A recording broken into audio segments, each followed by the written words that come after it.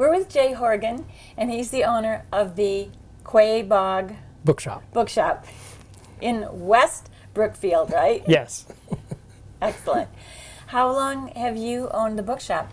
I've owned the store for about 7 years. Okay. Yep. And what was it before that?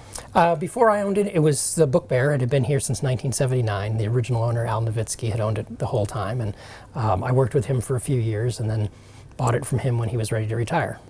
Okay. What did you do before that? A lot of different things.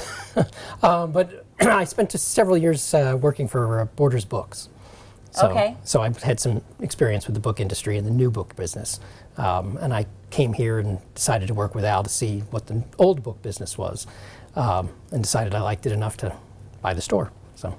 Excellent. What draws you to a bookshop or being a bookshop owner? Well, I mean, I like to read and I collect books myself. So it tends to be the ideal job is doing what you love. So. Absolutely. That's excellent. So what do you have here? It looks like you have a very high volume of books. Yeah, it's a general shop. We have about 110 to 120,000 books in the store, in pretty much every category. I mean, we try to carry a little bit of everything. We're probably a little heavy on fiction, New England history, and military history, but most categories are represented by a fair number of books. Okay, and they're not all new, are they? There's nothing that's new really in the store. Oh, okay. Everything is used.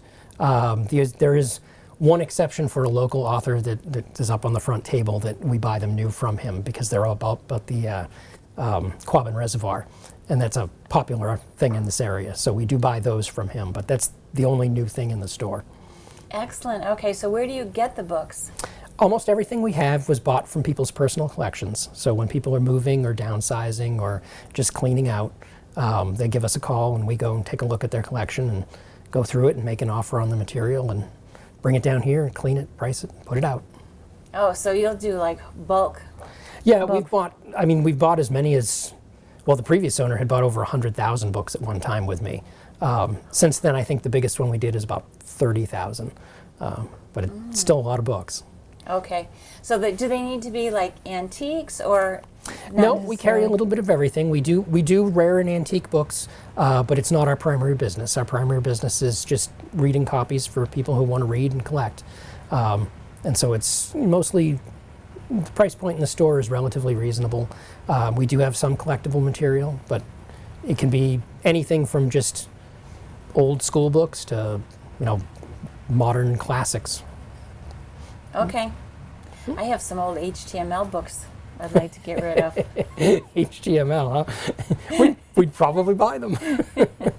HTML is the original language that you did web pages Yep. with. It's a little bit out of date.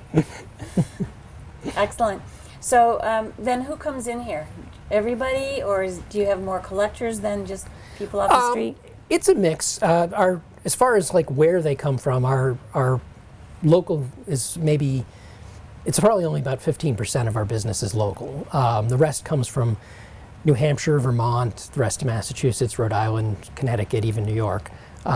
We get dealers in from New York City and Maine and various other places, and we get shoppers in from all over the place, particularly on weekends. We tend to be busier on the weekend than during the week because we're more of a destination shop. So we do get collectors. We get people that are serious collectors. We also get people that are, just starting out collecting books or are just interested in one particular subject. But we also get people who just are looking for something to read. What part of the job do you like most? Well, I'd have to say it's kind of a tie between, I really enjoy seeing the books. I love going through new books and seeing what somebody has, and you never know what's going to be, at the bottom of a box. The one thing about this job is that you get to see things you didn't ever expect to see, where you didn't expect to see them. Really? But I also really I just like talking to customers and talking about books with people. So, when people come in, and it doesn't matter what they're interested in, if they're, looking for a modern mystery or they're interested in history or whatever it is, I just enjoy people that are happy to have books, to see a large selection of books.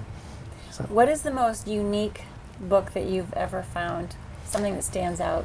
The most unique? We found first editions of The Hobbit and The Lord of the Rings, which is extremely rare and valuable.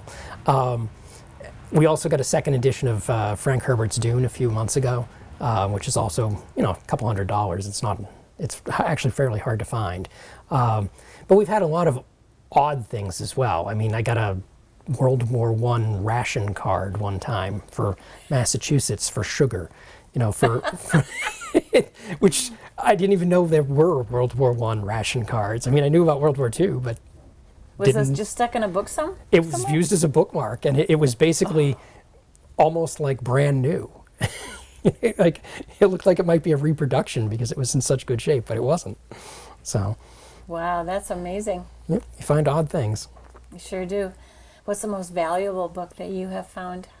Probably the Lord of the Rings. Yeah. Those 4 books together are about $50,000 to $70,000. So, And they had all 4? and it was all 4, yes. Oh my goodness. You could retire. Yeah, I didn't get to keep all of it, so. Do people give you stuff on consignment too, or do you just buy? We don't generally do consignment. There's too much paperwork involved, and with a store this size, it would just get very complicated. So we generally buy the books outright. Right. It's just amazing how many, you said how many? Between 110 and 120,000. Wow. And so does it rotate well? Like, do you sell that many volumes every year and turn it over? In about a year, we go through just about half of the stock that's on the floor. So Okay. the whole store generally would turn over in about 2 years. Of course, that's not really the way it works. Well, There yeah. are books that have on the shelf for a decade, because I'm just not going to get rid of them because I like them and I think they're worth putting out.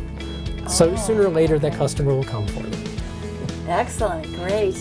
Well, thank you so much. I think we'll browse the shop and see what we can find. All right, take a look around and enjoy. Thank you. We are with Jay Horgan, and he's the owner of the Quaboag Book Shop.